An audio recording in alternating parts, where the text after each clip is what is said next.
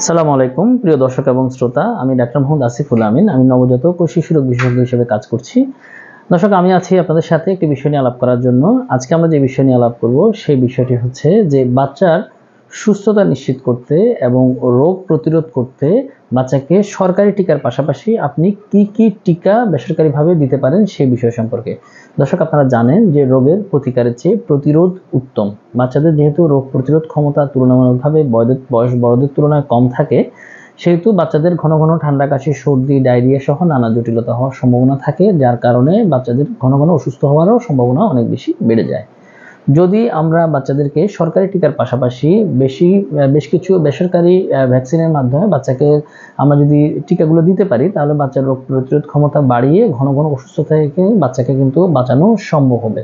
তো আজকের ভিডিওতে আমরা আলাপ করব যে বাচ্চাকে সরকারি টিকার পাশাপাশি প্রাইভেট অথবা বেসরকারিভাবে কি কি ভ্যাকসিন দিতে পারেন এবং সেই ভ্যাকসিনগুলো বাচ্চাকে কিভাবে রোগ প্রতিরোধ করতে সহায়তা করে এবং কোন কোন রোগ থেকে বাচ্চাকে বাঁচিয়ে রাখতে সহায়তা করে সেই সম্পর্কে। দর্শক, আপনারা জানেন যে প্রতি বছর অনেক বাচ্চা কিন্তু ডায়রিয়া এবং নিউমোনিয়া সহ নানা জটিলতায় বাচ্চারা ভুগে থাকে এবং অনেকেই কিন্তু অনাকাঙ্ক্ষিত মৃত্যুরও শিকার হয়। তো আমরা ডায়রিয়া সহ নানা জটিল যে রোগগুলো সেগুলো সম্পর্কে যদি সরকারি টিকার পাশাপাশি বেসরকারিভাবে টিকা প্রদান করতে পারি, সেটা সম্পর্কে আমরা যদি একটু জানি এবং সেটা যদি দেই, তাহলে কিন্তু বাচ্চার রোগ প্রতিরোধ ক্ষমতা বাড়িয়ে বাচ্চাকে এইসব রোগ থেকে বাঁচিয়ে বাচ্চার মৃত্যু হারও আমরা কিন্তু কমিয়ে আনতে পারি। সর্বপ্রথম আমরা চলে আসি হচ্ছে বাচ্চার সবচেয়ে কমনলি যে রোগগুলো হয় তার মাঝখানে হচ্ছে নিউমোনিয়া হচ্ছে সবচেয়ে কমন রোগ। আপনারা জানেন সরকারিভাবে নিউমোকক্কাল কনজুগেট ভ্যাকসিন দিয়ে কিন্তু নিউমোনিয়ার চিকিৎসা করছে, সাথে হচ্ছে হ্যামোফিলিস ইনফ্লুয়েঞ্জার জন্য যেন না হয় সেজন্য কিন্তু আপনার ভ্যাকসিন অলরেডি আপনারা সরকারিভাবে পাচ্ছেন। পাশাপাশি নিউমোকক্কাসের অথবা স্ট্রেপ্টোকক্কাস নিউমোনি যেই ব্যাকটেরিয়া দিয়ে বেশি নিউমোনিয়া হয়ে থাকে, সেটা কিন্তু আরও দুটি স্ট্রেন রয়েছে। একটা হচ্ছে 13 নাম্বার স্ট্রেন আর একটা হচ্ছে 23 নাম্বার স্ট্রেন। এই দুটো স্ট্রেন থেকে কিন্তু বাচ্চাদের নিউমোনিয়া হয়ে যাওয়ার সম্ভাবনা থাকে। সেজন্য হচ্ছে আপনি প্রাইভেটভাবে প্রিনোভ্যাক্স 23 এবং হচ্ছে ইভিমার, সেই দুইটা ভ্যাকসিন যদি আপনি দিতে পারেন, তাহলে কিন্তু বাচ্চাকে কিন্তু আপনি ভ্যাকসিন দিলে এই নিউমোনিয়া থেকে কিন্তু বাঁচিয়ে রাখতে পারেন।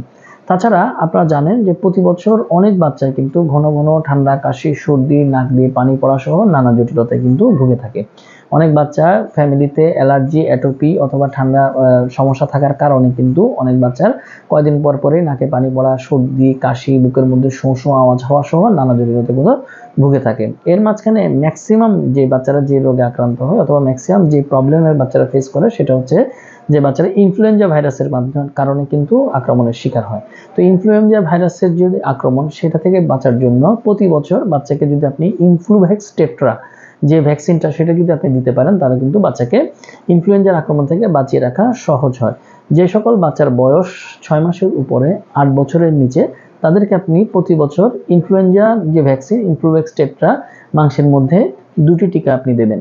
প্রথম ডোজ নির্দিষ্ট দিনে দেওয়ার 1 মাস পরে কিন্তু দ্বিতীয় ডোজটা দিবেন এবং 8 বছরের উপরের বাচ্চাকে বছরে একবার আপনি ইনফ্লুয়েঞ্জার জন্য ইনফ্লুভ্যাক্স টেট্রা ভ্যাকসিনটা দিবেন, যেটা আপনার বাচ্চাকে ইনফ্লুয়েঞ্জা থেকে বাঁচিয়ে রাখতে সাহায্য করবে। তাছাড়া প্রতি বছর আপনারা জানেন যে ডায়রিয়াতে কিন্তু অনেক বাচ্চা হাসপাতালে ভর্তি হয়, ডায়রিয়া আক্রান্ত হয়ে অনেক বাচ্চা অনাকাঙ্ক্ষিত মৃত্যুবরণও করতে পারে। সেজন্য বাচ্চাদেরকে আমরা ডায়রিয়া প্রিভেন্ট করার জন্য, আপনারা জানেন যে বাচ্চাদের ডায়রিয়ার মূল কারণটাই হচ্ছে কিন্তু রোটাভাইরাস ডায়রিয়া। তো রোটাভাইরাস ডায়রিয়া প্রিভেন্ট করার জন্য রোটাভাইরাসের এগেনস্টে যে ভ্যাকসিনটা বাজারে অ্যাভেলেবেল রয়েছে বা বাজারে রয়েছে, সেটাও কিন্তু বেসরকারি টিকা। সেটা হচ্ছে যে রোটারিক্স এবং রোটাটেক, এই দুইটা ভ্যাকসিন কিন্তু বাজারে পাওয়া যায়। রোটারিক্স যে ভ্যাকসিনটা, সেটা হচ্ছে 6 মাসের ভিতরে বাচ্চাকে 2টা ডোজ মুখে খাওয়াতে হয়। সেটা 4 মাসে একবার, 5 মাসে একবার অথবা 5 মাসে একবার, 6 মাসে একবার, এই 2টা ডোজ কমপ্লিট করতে হয়। আর রোটাটেক সেটা কিন্তু আপনি জন্ম থেকে আপনি 8 মাস বয়সের মধ্যে সাধারণত আমরা শেষ করতে বলি। 3-4 মাস থেকে শুরু করলে প্রতি মাস অন্তরে অন্তরে একটা ডোজ দিয়ে 3টা ডোজ বাচ্চাকে মুখে খাওয়ানোর মাধ্যমে আপনি রোটাভাইরাসের যে টিকা সেটা সম্পর্কে সেটা বাচ্চাকে দিতে পারেন। যেমন 8 মাসের ভিতরে যদি আপনি দিতে চান, তাহলে 5 মাসে একটা ডোজ, 6 মাসে একটা ডোজ এবং 7 মাসে একটা ডোজ মুখে খাইয়ে দিয়ে আপনি রোটাভাইরাসের এগেনস্টে বাচ্চাকে প্রতিরোধ করে গড়ে তুলতে পারেন। তাছাড়া কলেরা থেকে বাঁচার জন্য আমাদের দেশে কলভ্যাক্স নামক একটি ভ্যাকসিন পাওয়া যায়, যে ভ্যাকসিনটা সাধারণত আমরা বাচ্চাকে মুখে খাওয়াই এবং সেটা হচ্ছে যে 2 বছরের উপর থেকে বাচ্চাকে আপনি একটা ডোজ নির্দিষ্ট দিনে এবং 14 দিন পর আরেকটা ডোজ দেওয়ার মাধ্যমে কলেরার এগেনস্টে বাচ্চাকে রোগ প্রতিরোধ ক্ষমতা গড়ে তুলতে পারেন। তাছাড়া বাচ্চারা প্রতিদিন কিন্তু টাইফয়েড সহ নানা রকমের জ্বরে ভুগে থাকে। এর মাঝখানে টাইফয়েড জ্বরটা সবচেয়ে কমন। কারণ টাইফয়েড আমাদের যে খাবার, আমাদের যে পানি এবং আমরা যে পাত্রে খাচ্ছি, এখানে কোনো যদি জীবাণু থাকে অথবা যিনি রান্না করছেন তিনি যদি সেটার ক্যারিয়ার হন, সেখান থেকে কিন্তু বাচ্চাদের টাইফয়েড হয়ে যেতে পারে। তো টাইফয়েড থেকে বাঁচার জন্য বাজারে রয়েছে ভ্যাক্সফয়েড নামের ভ্যাকসিন। সেই ভ্যাকসিনটা 2 বছরের উপরের বাচ্চাকে আপনি একটা ডোজ দিবেন এবং 3 বছর পর এটা দেওয়ার 3 বছর পরে আরেকটা বুস্টার ডোজ দিয়ে বাচ্চাকে টাইফয়েড থেকে কিন্তু আপনি বাঁচিয়ে রাখতে পারেন। দর্শক, আপনারা জানেন প্রতি বছর কিন্তু চিকেন পক্সের কিন্তু একটা প্রাদুর্ভাব দেখা যায়। অনেক বাচ্চাই কিন্তু চিকেন পক্সে আক্রান্ত হয়ে থাকে। তো আপনি দেখেন যে চিকেন পক্সে আক্রান্ত হওয়ার কারণে অনেক বাচ্চা দেখা যায় যে স্কুলে তার সমস্যা হয়। অনেক বাচ্চা দেখা যায় যে চিকেন পক্সে আক্রান্ত হওয়ার কারণে তার পরীক্ষার সময় যদি চিকেন পক্স হয়, সে কিন্তু পরীক্ষা অ্যাটেন্ড করতে পারে না, নানা রকমের জটিলতাগুলো দেখা দেয়। চিকেন পক্স পরবর্তীতেও কিন্তু অনেক বাচ্চার নিউমোনিয়া, তারপর এনকেফালাইটিস সহ নানা জটিলতা হয়। সেগুলো থেকে প্রিভেন্ট করার জন্য বাচ্চাকে আপনি ভেরিজোস্ট নামের যে ভ্যাকসিন, যেটা চিকেন পক্সের এগেনস্টে বাচ্চাকে ইমিউনাইজড করবে, সেই ভ্যাকসিনটা কিন্তু দিতে পারেন। এবং এই ভ্যাকসিনটা যদি আপনি দেন তাহলে কিন্তু বাচ্চাকে চিকেন পক্স থেকে আপনি বাঁচিয়ে রাখতে পারেন। তাছাড়া আপনারা জানেন প্রতি বছর কিন্তু অনেক বাচ্চা জন্ডিসে আক্রান্ত হয়ে থাকে।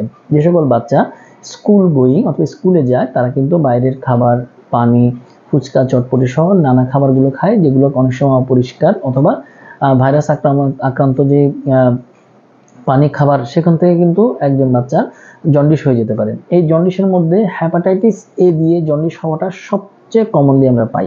হ্যাপাটাইটিস বি এর এগেনস্টে যেহেতু সরকার টিকা দিচ্ছে, হ্যাপাটাইটিস এ দিয়ে কিন্তু আমরা কিন্তু অনেক বাচ্চাদের জন্ডিস আমরা পেয়ে থাকি। বাজারে কিন্তু প্রিহ্যাব নামক যে ভ্যাকসিনটা রয়েছে, সেই প্রিহ্যাব ভ্যাকসিনটা কিন্তু বাচ্চাকে হ্যাপাটাইটিস এ থেকে রক্ষা করতে সহায়তা করে। তো আমরা সাধারণত যদি একটা ডোজ নির্দিষ্ট দিনে এবং 6 মাস পরে যদি আরেকটা ডোজ দিয়ে থাকি, তাহলে কিন্তু বাচ্চাকে হ্যাপাটাইটিস এ থেকে আমরা কিন্তু বাঁচিয়ে রাখতে পারি। তাছাড়া পরিষ্কার পরিচ্ছন্নতা সহ, যে বাইরের খাবার না খাওয়া সহ নানা প্রিকশনগুলো যদি আমরা নিতে পারি এবং বাচ্চাকে যদি সেখান থেকে প্রিভেন্ট করতে পারি, তাহলে কিন্তু বাচ্চাকে হ্যাপাটাইটিস এ থেকেও বাঁচিয়ে রাখা সম্ভব হয়। তাছাড়া আমাদের দেশে যে মেনিনজাইটিস অথবা আমরা জানেন যে বাচ্চাদের ব্রেনের প্রদাহের একটা অন্যতম কারণ হচ্ছে নাইজেরিয়া মেনিনজিস।